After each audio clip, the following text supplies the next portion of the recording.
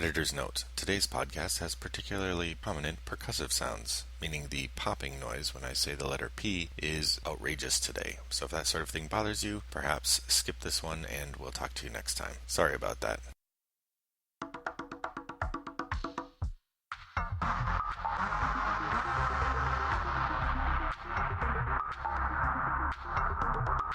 Welcome to Install from Heap, Episode 10, a Netrunner podcast from Rattlebox Games about jank, deck building, and cyberpunk nonsense. I'm Brendan Riley. Episode 10, How to Be a Sonny. Introduction. As I was thinking about this episode, I remembered an article I read a while ago by Mark Rosewater, the lead designer of Magic the Gathering. This is a well-known piece, so my guess is you're familiar with it, but it's an article in which he discusses why they make different kinds of cards for Magic, particularly cards that some people think are junk cards. And to be fair, he understands they're junk cards. He recognizes not all cards can be great. And he writes about the idea that they recognize a variety of players of Magic and people who have different motivations and different ideas about what they're hoping to get out of the game. He proposes 3 different kinds of players, the Timmy, the Johnny, and the Spike. So I thought today I'd talk a little bit about what kind of player you might be in your Netrunner game, and how these traditional Magic profiles, game profiles, stack up compared to Netrunner profiles, and how we can think about our own experiences as players. All right, well, let's get to it.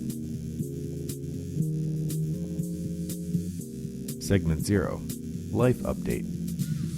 Well, I wanted to take a minute to thank you for your patience. I know I'm not quite on keeping the schedule that I set out to when I started this podcast. As a professor and somebody who helps run an academic conference, March and April are really brutal times for me, so you'll have to forgive me. I hope to get back to a regular schedule soon. I did, however, get a little bit of Netrunner in. I took my son on Friday night to a Chicago game shop called the Dice Dojo, where they have a regular Netrunner meetup, and I actually played Netrunner with other people. It was really fun. Shouts out to Richard, Jameson, and Nick, my opponents for the evening. I brought my con deck and my Wait For It, How I Met Your Mother inspired Titan Transnational deck, and I went 2 for 5 in the 5 games I played. So, not a great showing, but not a terrible one either. You know, I wouldn't have been surprised to lose all 5 against people who come and play against other people regularly. So, that was great. Hopefully I'll manage to get back there at some point soon. Segment 1, Deck Building. I think part of how you decide to build your deck depends on what kind of player you are. Are you somebody who gets easily frustrated when your deck isn't working? Are you looking for some great combo or some particular set of ideas that allow you to do something really great every now and again? Or do you just get frustrated, like this guy? Can we please go on to game 2 where you just tag me and get it over with? Well, I haven't won yet. I need to build up my bench a little bit. How have you not won? You got Pikachu Libre out with 3 energy attack. He does 80. You got 1 prize card left. I got 1 guy. He's half dead. Okay? Just attack me and get it over with, okay? I want to go to game 2. You know what? I think I'm just going to be safe here. I'm going to retreat Pikachu. I really like this guy. Are you kidding me? There's a Tail out there. For the deck building segment today, I thought I'd ask questions about what kind of player you are. Really, what kind of player I am as well. One of the things I've mentioned in here, for instance, is that I'm not a huge fan of ice trashing. I know it's a really important skill and a necessary tool in the current meta, but I don't know. I don't like having my ice trashed, although I understand it's part of the game, and I don't generally like to do it, which is weird because Netrunner is a very confrontational game. It's not like a Euro game where we can both build our farm, and at the end of the game we can see who got the most points for building the best farm. No, the only way I win is by trashing your server farm.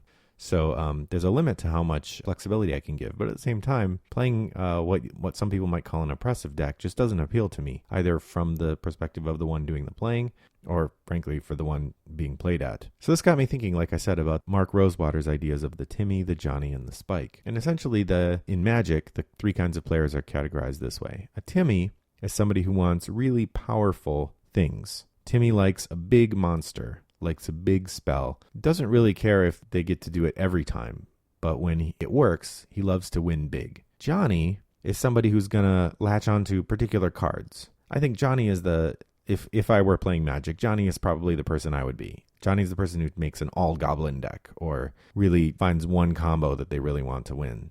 They don't care so much about winning every game, but they want these really elaborate combos to pull off occasionally. I can definitely sympathize with that. On my Titan Transnational deck, I consider it a win if I manage to use Barney Stinson to get a whole bunch of money at some point. Sorry, Brian Stinson. And then there's also the third figure is the Spike, and that's somebody who's really, their goal is to learn to pilot competitive decks and win competitions.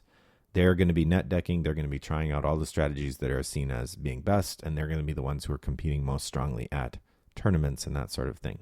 Obviously, that's not me, but it's interesting to think about what parts of that approach might be necessary to be a good Netrunner player, even if you're somebody who mainly focuses on the casual. So I took this question to Reddit, where user God-Shaped Bullet said, hey, are you planning for your next episode? So I guess I'm kind of transparent that way. And I got a lot of really interesting feedback. User Quarg, first off, started off explaining how they translate to Netrunner, and I thought did a really good job of that. User God-Shaped Bullet, as I mentioned before, thought that the magic philosophies particularly translate well to runner philosophies, things that runners want to do. The corpse maybe don't work quite as well. User Stonar thought that Timmy isn't a useful concept, but Mr. Smith thought Wayland is for Timmy players because Wayland's got those big meat damage cards that can do such good damage. User Neutronicus proposed some Netrunner themed versions of these, and user There Is No Saurus actually wrote an entire article elsewhere, I think at another time, not in response to my prompt, thinking about how these formats fit what people do in Netrunner. All of that said, a couple people brought up the idea that Netrunner doesn't translate directly. For one, I would say Netrunner is a more welcoming game and a more welcoming community in terms of the kinds of people who play, and so using 3 male names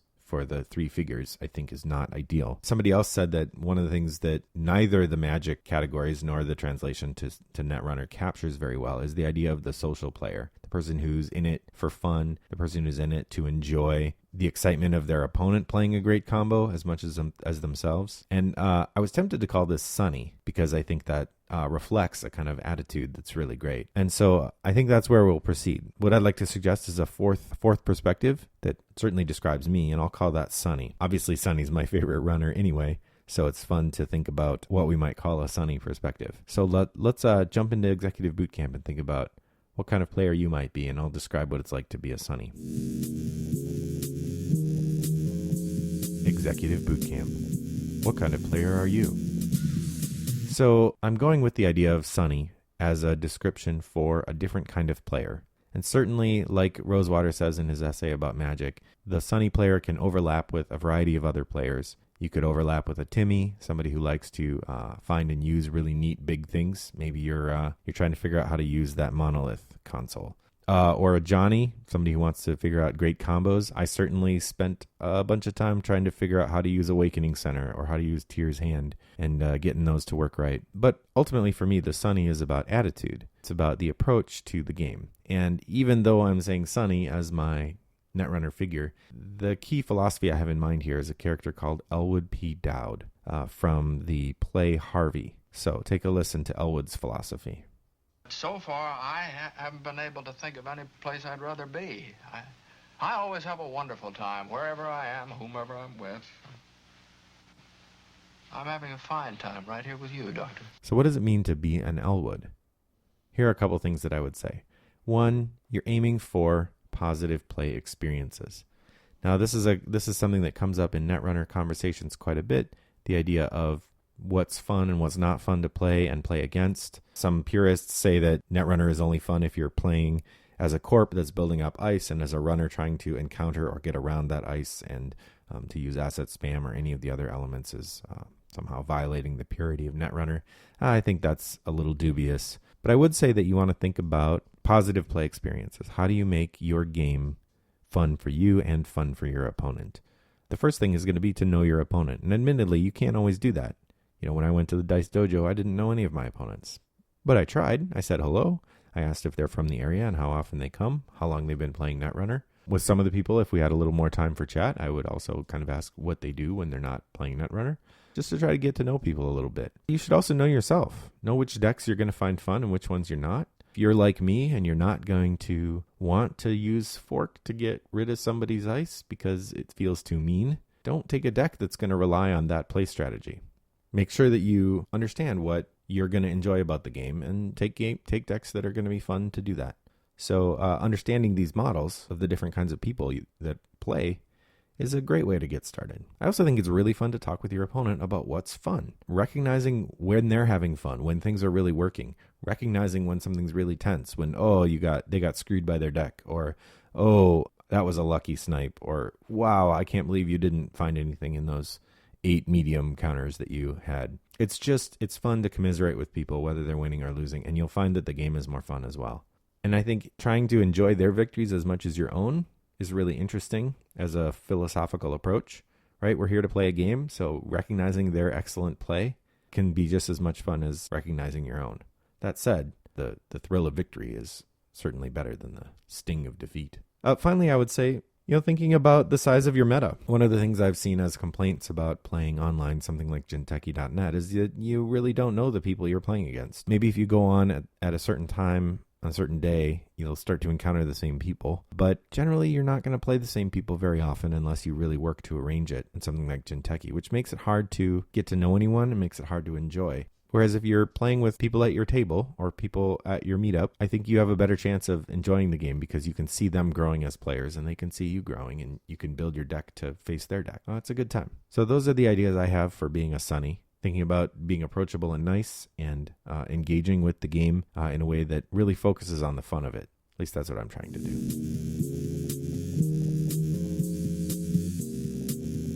Flavor of the week.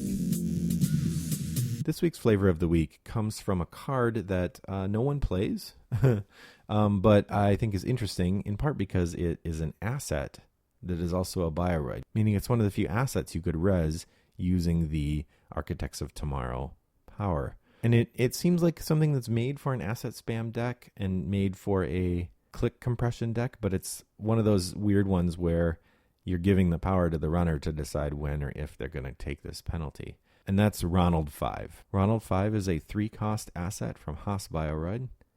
It says, whenever the runner trashes a corp card, including Ronald Five, he or she loses a click. It's got the Bioroid subcategory and it costs 3 to trash. It's 3 influence, so you're probably not going to see it splashed outside of faction, which is good because it's really way more powerful than Cipher, the new Anarch console that's only 1 influence. If you encountered a Ronald 5 asset spam deck, that would be really brutal.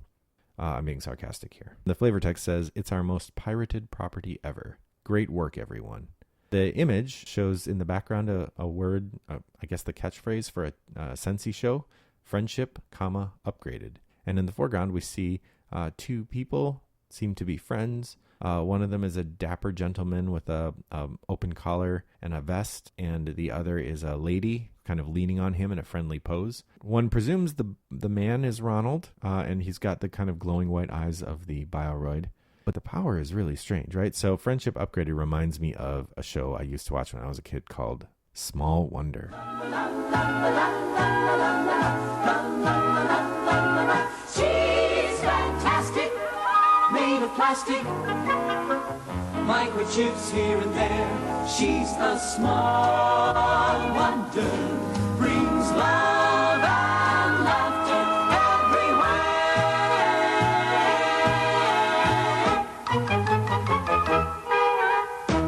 It's like imagining having a robot as your friend. But then you get the power. Well, it's our most pirated property ever. So the idea is that this is a show that's really popular. It's the friends of the future. But then the power that it has, whenever the runner trashes a corp card, he or she loses a click. It's really strange. It's as if Ronald Five is actually avenging his friend's loss. Or when you go in to trash the corp card, you get sucked into this great show. Is that the idea? Like you go to trash the corp card and there's a pop-up and you end up watching an episode of Ronald Five instead of doing the vicious running work that you were going to do. I don't understand. It's an interesting idea and I've never seen it in a deck, and the Johnny in me wants to make a deck that uses it because it would be funny. Especially because, the first time you res it, people would be like, what? Ronald Five? But I could see it being valuable in a click compression deck if you were to put in some assets that are must trashes. Like putting this next to a Sensi Actors Union would be an interesting combo. But I just don't understand what it has to do with the show. And frankly, it's our most pirated property ever Flavor text is fine, but I guess the idea is it's really addictive. And so once it's there, you're stuck watching it anytime you interact with a Hospire ride. It's so good. It's must-watch TV. Must-watch Sensi show. Okay, Ronald Five. If you're gonna put Ronald Five in a deck, let me know. I want to see your Ronald Five decks. That's a shout out to you, Hollis Echo.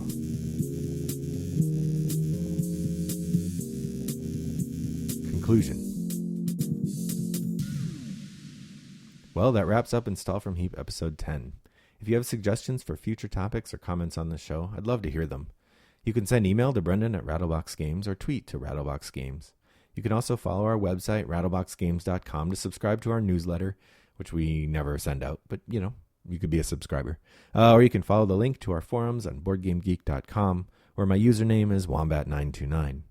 I'd always enjoy losing a game of Netrunner to you on Jinteki.net or over a webcam. My username is also Wombat929 there. Also, if you get a chance and want to pop over to your favorite streaming platform like iTunes and or the favorite podcast distribution network like iTunes and give me a rating or a review, it helps other people find the show, which is always nice. See you next time. But until then, remember, when all your best cards end up in the trash, you can always install from Heap. Today's media clips were from the YouTube channel Boogie2988, from the film Harvey, and from the television show Small Wonder. Thanks for listening. Maybe if you go on at the same time on the same day often, you'll encounter... sorry if you can hear my dog walking around in the background. Brought to you by Rattlebox Games. Hi, I'm Brendan. And I'm Rob. We're the hosts of the Rattlebox Games podcast, a bi-weekly romp through the fertile fields of the world of tabletop games. Give us a listen. It's always a critical hit.